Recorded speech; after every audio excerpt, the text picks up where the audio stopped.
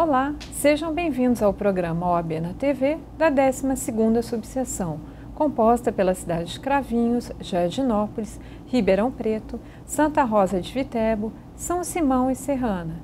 Esse programa tem o apoio cultural do Centro Universitário Uniceb. No programa de hoje vamos estar entrevistando o Dr. Júlio Mocin, coordenador regional de prerrogativas e coordenador de prerrogativas da 12ª Subseção. Dr. Júlio, seja bem-vindo ao programa. Obrigada pela participação do senhor. Doutor, o que são as prerrogativas do advogado? Inicialmente, eu gostaria de cumprimentar a 12ª Subseção, na pessoa da senhora doutora Thaís, pelo convite e por abrir esse espaço de discussão tão importante que é o direito prerrogativo do advogado. Há uma distinção a ser feita entre o que é direito e o que é prerrogativa, para não se ter uma confusão terminológica, como muito a gente se encontra nos dias a dias. O direito é aquilo inerente, tá, ao exercício da advocacia. Eu trago à baila um exemplo: o direito do advogado ter acesso ao inquérito policial. A prerrogativa, ela visa salvaguardar, resguardar esse direito, ou seja, o efetivo exercício desse direito é o advogado ir até uma delegacia de polícia, um exemplo, né, e ter efetivamente o acesso aos autos do inquérito policial. Isso é a prerrogativa, que garante o respeito ao direito do advogado.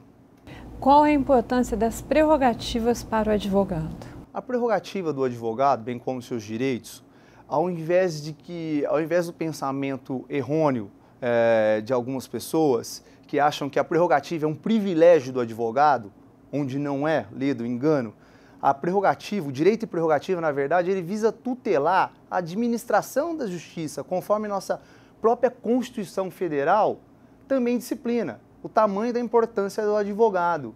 Tá? Então, em razão disso, é que eu tenho tamanha proteção, tá, à pessoa do advogado, porque, na verdade, nós protegemos a justiça, tá, os cidadãos em geral. Tá? Porque se o advogado não é respeitado, tá, o seu cliente que ele representa também não é, e muito menos a justiça e o Estado democrático de direito.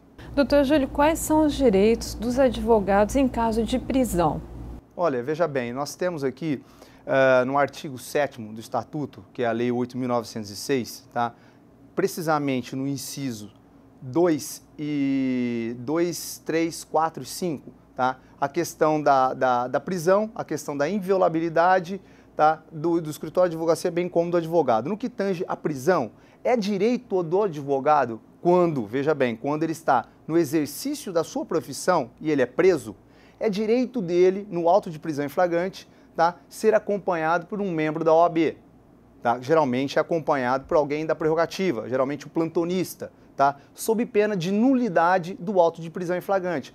Porém, eu tenho algumas ressalvas, tá? Esse direito não é ilimitado, porque às vezes a OAB pode ser notificada, tá, informada a respeito da prisão desse advogado, porém ninguém comparece.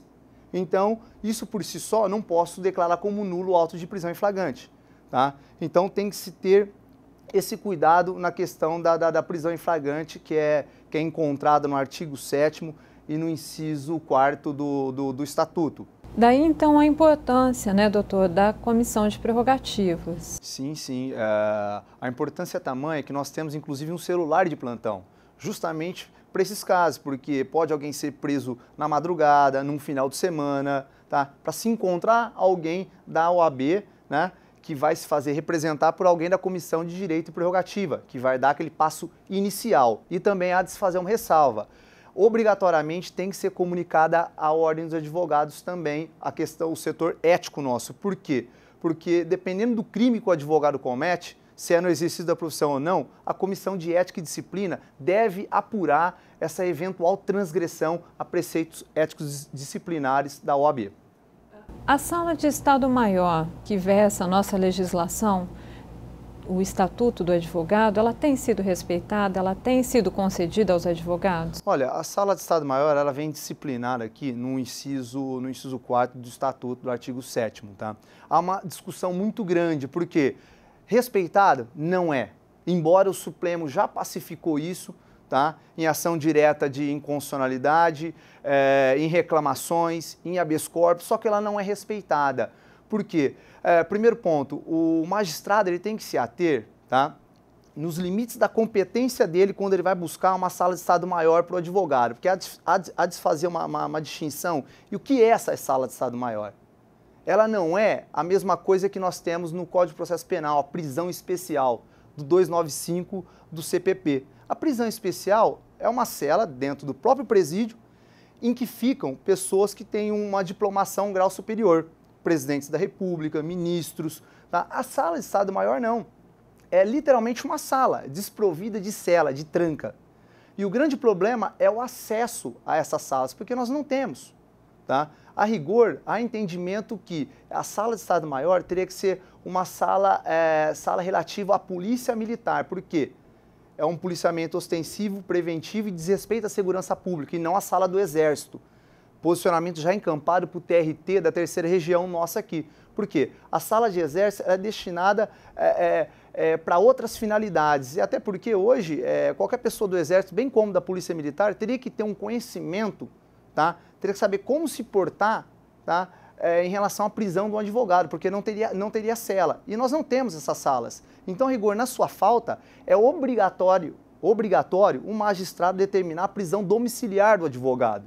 E não ficar oficiando várias e várias comarcas no estado todo. E sim, ele tem que oficiar aquilo que é de dentro da sua competência, da sua jurisdição. Fora isso, ele não tem competência. Inclusive, já tem posicionamentos a esse respeito. Porém, infelizmente, tá? Esse direito do advogado, ele não é respeitado, embora o Supremo Tribunal Federal já pacificou. Não há sala de Estado maior, o advogado tem que ficar recolhido, tá, em seu domicílio. Porém, há de se fazer uma ressalva. Ele tem que estar no exercício da sua profissão. Tá? Então, há até um embate, até puxando esse gancho, há um embate, porque tem posicionamentos hoje, a exemplo, o advogado devedor da pensão alimentícia. Hoje o STJ concedeu a prisão domiciliar a um advogado. Por quê? Porque no inciso 4º do Estatuto, tá? no inciso 5 do Estatuto, não fala prisão domiciliar ou a sala de Estado Maior, somente vai agasalhar aquele advogado que está no exercício da sua profissão. Isso não fala. Somente a prisão em flagrante. Tá? Do inciso 4º. Aí fala, no exercício da sua profissão tem que ter um membro da OAB. Agora, em relação à prisão do advogado, não. Então, se tem um entendimento hoje, inclusive, como eu já disse, do STJ, que o advogado ele pode, inclusive devedor de pensão alimentícia, ele pode, na ausência de sala de Estado maior, ele pode ficar preso no seu domicílio. Mas, infelizmente, volto a ressaltar o descumprimento, tá, desse direito do advogado. Doutor Júlio, qual que é a opinião do senhor com relação aos mandados de busca e apreensão nos escritórios de advocacia? Olha, tem que ter uma ressalva aí, tá? Por quê? A gente tem que buscar o inciso 2 do artigo 7º do Estatuto da Advocacia, que diz sobre que é um direito do advogado a inviolabilidade do seu escritório e do seu local de trabalho. Por que local de trabalho? Porque às vezes o advogado ele não tem escritório. O escritório dele na própria residência dele. E há quem entenda, inclusive, que o veículo, um exemplo que eu estou dando, o veículo do advogado também é o local de trabalho. Por exemplo, guarda processos, mídias, tá, dos seus clientes. Então, o que acontece? Ele tem esse resguardo, porém não é ilimitado. E não só ao local, bem como os seus instrumentos de trabalho, mídias, tá, conversas telefônicas, tá, e-mails, tá, conversas telemáticas. Tudo isso é resguardado, porém, há uma quebra dessa inviolabilidade, conforme diz o Estatuto nos seus parágrafos 6º e 7º. Qual seja, se há indício, que eu entendo, que só fala indício, mas eu entendo que tem que haver indício suficiente, tá, de autoria e materialidade contra o advogado em razão de um suposto cometimento de um delito. Se há isso, tá, a autoridade judiciária ela pode, tá, expedir um mandado de busca e apreensão fundamentado, discriminado e pormenorizado, dizendo o que ele vai buscar e prender no escritório de advogado. Por quê? Porque ele não pode exceder aquilo que busca, aquilo que é o fim da apuração no inquérito policial, justamente para não atingir, tá, outros clientes, tá, ou qualquer cliente do advogado que não esteja também sendo investigado. tá? E tem uma ressalva no parágrafo 7º também do Estatuto, do artigo 7º, que se o cliente dele também está sendo investigado em participação ou coautoria, tá? Pelo mesmo delito ou por outro delito no mesmo inquérito policial, tá? Tudo aquilo que diz respeito a esse cliente pode ser utilizado também, pode ser buscado e apreendido, tá, pela Polícia Judiciária. Porém, a gente tem que ter esse cuidado para se evitar abusos, né? Para se evitar abusos e desrespeito a essa inviolabilidade do advogado. Então, as interceptações telefônicas, de e-mail, desde que fundamentadas, elas são autorizadas? Autorizadas desde que o advogado haja, na verdade, indício suficiente de autoria e materialidade para algum delito. Porque eu tenho uma experiência própria de uma conversa de um advogado com o seu cliente, onde a polícia estava investigando o seu cliente, para saber onde ele está para cumprir um mandado de prisão. E eles interceptaram exatamente a ligação dele com o advogado. E através dessa ligação, desse contato, eles buscaram e apreenderam o seu cliente. Eu entendo que isso, estou citando como exemplo, eu entendo que isso, na verdade, ele transgride aquilo que a gente está dizendo. Esse direito do advogado que é inclusive abarcado pelo inciso 3º também do artigo 7º, que é a comunicabilidade com o seu cliente. É direito à entrevista pessoal e reservada, ainda que ele seja declarado incomunicável. O advogado ele não tem essa barreira. Ele pode falar com o seu cliente, independentemente também de ter procuração desse cliente.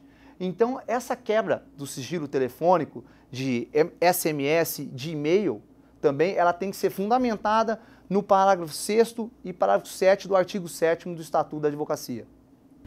Quer dizer, então, doutor, que a busca e apreensão em escritório de advocacia com a finalidade só de obter provas contra o cliente do profissional contratado é ilegal? É ilegal para não dizer criminosa, porque há essa inviolabilidade do escritório e ela somente pode ser quebrada quando, volto a ressaltar, quando o advogado, tá, ele está sendo investigado por um suposto cometimento de um delito, tá? E há indício suficiente, não somente indícios suficientes da sua autoria ou participação e materialidade delitiva contra o advogado também. Porque o advogado, inclusive, tem um dever de sigilo, tá?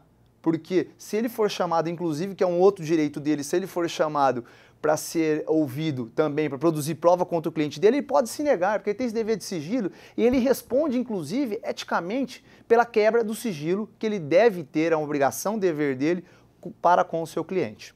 Vamos para um rápido intervalo e já voltamos.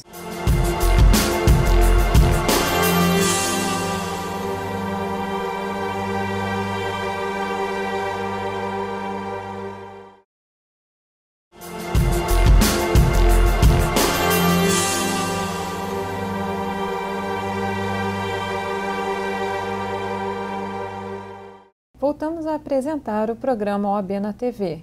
Lembrando que esse programa tem o apoio cultural do Centro Universitário Uniceb. Nesse segundo bloco, vamos continuar conversando com o Dr. Júlio Mocin. Júlio, o advogado ele tem direito de conversar com o seu cliente que está preso de forma reservada? Sim, conforme eu já ressaltei anteriormente, o nosso inciso 3 do Estatuto da Advocacia, do artigo 7º, ele garante essa comunicabilidade com o seu cliente, tá?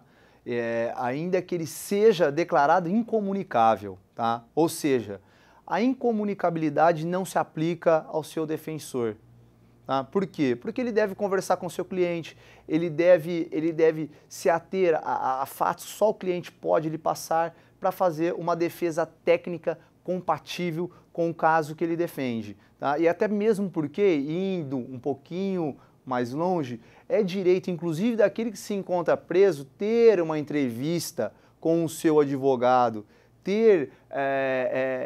informar a sua família a sua prisão, até mesmo ele ter ciência da sua prisão. É uma garantia, tá, constitucional e processual penal da pessoa que está presa, tá? Que forma que visa resguardar, na verdade, esse direito do advogado à comunicação com o seu cliente. Doutora, há quem defenda a supressão desse direito do advogado ter um contato com o seu cliente nas penitenciárias reservadamente. Porque a alegação é que, às vezes, o advogado pode utilizar dessa conversa para outros fins. Qual que é o posicionamento do senhor? Olha, veja bem, há que se fazer um divisor, tá, nessa linha de raciocínio que alguns defendem no Brasil, algumas pessoas defendem no Brasil.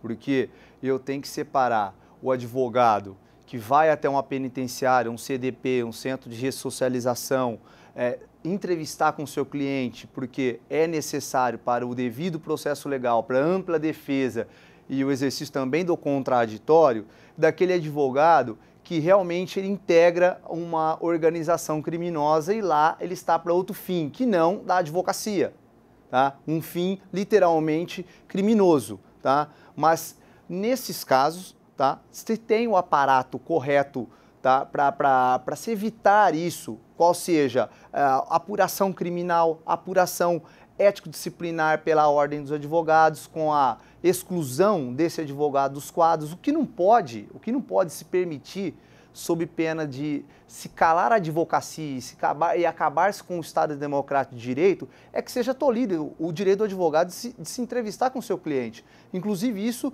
é oriundo também do Pacto de São José da Costa Rica. Então, é algo inerente, tá? Inerente à advocacia, ao exercício da ampla defesa e até da autodefesa do cliente dele também, tá? Porque o advogado ele vai dar o apoio, o suporte técnico, porque a pessoa estando presa e tendo um processo judicial ou até mesmo inquérito policial, ela vai ser interrogada na condição de investigado e, se for ação penal, na condição de réu. Então ela tem, o interrogatório é o momento que ela tem, tá, para se defender, e o advogado está ali para apoiá-la tecnicamente. E se eu acabar com esse direito do advogado, logicamente também transgredindo a Constituição Federal que garante isso ao preso, tá, eu vou calar a ampla defesa, o contraditório, o devido processo legal e a advocacia do Brasil. Doutor, fazendo uma ponte nesse assunto, a gravação ambiente pela polícia ou pela imprensa, com o advogado ou até mesmo com o cliente, tem validade para fins jurídicos? Olha, já houveram-se vários casos que se teve essa gravação ambiente no próprio parlatório do presídio, que é o local onde o advogado se comunica com o seu cliente, tá? E até mesmo algumas entrevistas, tá, entre o advogado e seu cliente, que alguém da imprensa captou essa conversa. A rigor, essa captação, tá, ambiente dessa conversa, ela é ilegal, porque ela transgride, tá, esse direito do advogado de se comunicar reservadamente com o seu cliente, tá? E dependendo da forma em que ocorre essa gravação, tá, se for uma interceptação, pela lei, inclusive, de interceptação telefônica, tá? Inclusive, ele pode responder, o interceptador pode responder, inclusive, por crime. Então, é totalmente ilegal, deve ser coibido e o judiciário deve ser firme e coerente e decisivo, tá, quando se trata dessa violação, não só ao direito do advogado, bem como do seu constituinte. No inquérito policial, quais são os direitos do advogado? Olha, basicamente, é uma pergunta até um pouco ampla. Para deixar até mais específico no nosso assunto aqui, o advogado, tá, na conformidade com o inciso 14 do artigo 7º do nosso estatuto, o advogado ele tem direito, tá, a ter acesso aos autos do inquérito policial. Embora o estatuto não diz respeito em relação ao inquérito policial, não diz respeito nos inquéritos cujo sigilo se adota, tá, há de se lavrar o entendimento de que, pelo parágrafo 1º do artigo 5º, tá, do Estatuto da Advocacia, o advogado afirmando a sua urgência, tá, ele pode sim ter acesso a esse inquérito, tá, inclusive juntando a sua procuração no prazo de 15 dias, prorrogável por igual período, tá? Eu tenho essa ressalva no Estatuto de Advocacia também, porque fica às vezes muito complicado para o advogado criminalista ter acesso a um inquérito policial em que o inquérito está sigiloso e o cliente dele está preso, por exemplo, uma comarca muito distante. Então ele tem que ter esse acesso. Então, nesse caso de urgência, eu entendo que com o supedâneo no parágrafo 1º do artigo 5º, é permitido sim, na urgência, o advogado ter acesso aos autos do inquérito policial. E também tem uma discussão que inclusive se transformou numa súmula vinculante de numeração 14 do Supremo Tribunal Federal.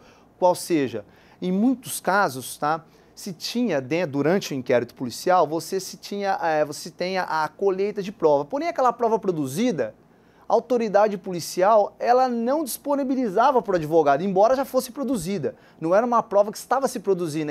Exemplo, uma interceptação telefônica que está ocorrendo. Tudo bem. O advogado não pode ter acesso porque prejudicaria toda a investigação. Mas aquela prova já produzida é direito do defensor, tá? Ele tem e deve ter acesso, inclusive pela força da súmula vinculante de número 14, ele tem acesso aos autos do inquérito policial em relação a toda e qualquer prova já produzida, não em produção, já produzida. Então, o acesso dele, quando o processo é sigiloso, eu tenho essa exceção, e quando não há esse sigilo, o acesso dele é normal, não pode ter óbice nenhum, podendo tomar apontamentos e fazer cópias, inclusive. Doutor, e tendo esse acesso ao inquérito policial negado por ele ser sigiloso, qual o caminho que o advogado tem que percorrer? Nós temos algumas vias, depende da circunstância fática. Primeiro, se o inquérito policial é iniciado, o advogado não tem acesso a esse inquérito, porém esse inquérito não foi distribuído a uma das varas criminais da comarca, ou se for vara única, a essa vara. Se ele não for distribuído, a rigor caberia um mandado de segurança, tá, ao juiz de direito da comarca, tá, se for vara única, ao juiz de direito, se houver varas criminais, a um dos juízes, que há uma distribuição, tá, um mandado de segurança pleiteando o acesso aos autos, inclusive com pedido de liminar, porque o inquérito está rodando, a apuração está girando dia a dia, o advogado está perdendo essa produção de prova que pode ser importante para o seu cliente. Em outra hipótese, já tem, inclusive, esse inquérito já foi distribuído para uma das varas, o advogado deve fazer o pedido para o juiz, tá, do feito, para o juiz decidir acerca do acesso dele aos autos. E se esse direito for, inclusive, tolhido, for negado pelo magistrado, ele impetra um mandado de segurança junto ao Tribunal de Justiça.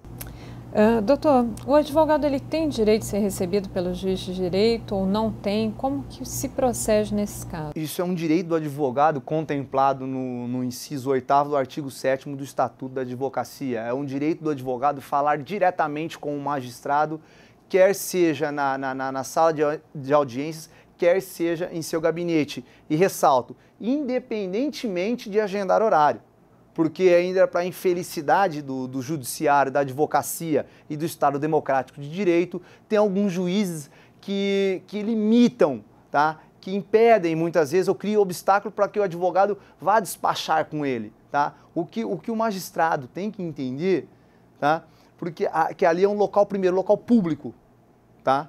A sala de audiência é um local público e o advogado não deve, de forma alguma, agendar um horário, porque não há subordinação entre o advogado, o membro do Ministério Público e o magistrado. Então, é direito dele ter esse acesso, é direito dele, inclusive, pleitear e brigar por esse acesso juntamente com a Comissão de Direito e Prerrogativa da Advocacia. Doutor Júlio, há imunidade nos crimes de calúnia, injúria e difamação do advogado? Olha, hoje nós temos uma discussão muito grande, tá? Quer em níveis doutrinários, quer em níveis jurisprudenciais acerca desse assunto. Por quê? Eu tenho o parágrafo 2º do artigo 7º do nosso estatuto, do Estatuto da Advocacia, em que diz que o advogado ele é inviolável por seus atos e manifestações, tá, no exercício da sua profissão, tá, em juízo ou fora dele, tá, não respondendo pelos crimes de injúria e difamação, apenas injúria e difamação. O legislador ele não contemplou aí, nessa questão dessa inviolabilidade, o crime de calúnia, porém, há de se fazer uma ressalva, tá? Qualquer excesso cometido pelo advogado na discussão da causa, ainda que não configure o delito de injúria e difamação, ele pode responder eticamente.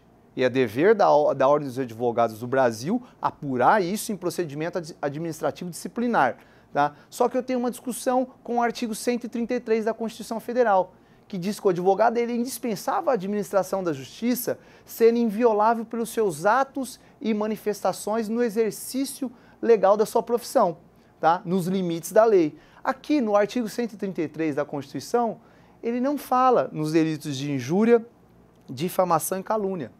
Lá no Estatuto ele fala apenas em injúria e difamação. Então a inviolabilidade de que trata o artigo 133, inclusive está sendo discutida hoje pelo STJ, tá? Eu entendo que essa inviolabilidade do 133, ela abarca o delito de calúnia, porque lá não diz que o advogado apenas é inviolável pelos seus atos e manifestações no exercício legal da sua profissão. Tá? E eu entendo que aqui aborda também a calúnia, porque eu tenho aqui o ânimus defendendi, o ânimus narrandi, tá? O ânimus criticandi, que direciona, no caso, o advogado para a ausência do dolo, porque o ânimus nada mais é do que a vontade de se injuriar, a vontade de difamar, a vontade de se caluniar alguém. Então falta esse ânimus, porque você está na discussão da causa. Doutor Júlio, muito obrigada pela sua participação. Não tem como agradecer o senhor ter disponibilizado seu tempo para vir prestar esses esclarecimentos para a gente. Eu gostaria que o senhor fizesse suas considerações finais. Visando encerramento, eu que agradeço a participação nesse programa de tamanha importância, tamanho vulto para a advocacia e para toda a sociedade. E eu aproveito a oportunidade para convidar toda a advocacia, bem como toda a sociedade, tá, para a instalação oficial da Coordenadoria Regional da 6ª Região de Prerrogativas e do Conselho Regional da 6ª Região também no dia 11 de março de 2014, às 19 horas, na Casa do Advogado, bem como também para participar da sessão solene de desagravo do Dr. Miguelso. E eu gostaria de fazer esse convite a todos e aguardo a presença de todos nesse dia. Muito obrigado. Esse foi o programa OAB na TV, com apoio cultural do Centro Universitário Unicep. Muito obrigada e semana que vem estaremos de volta.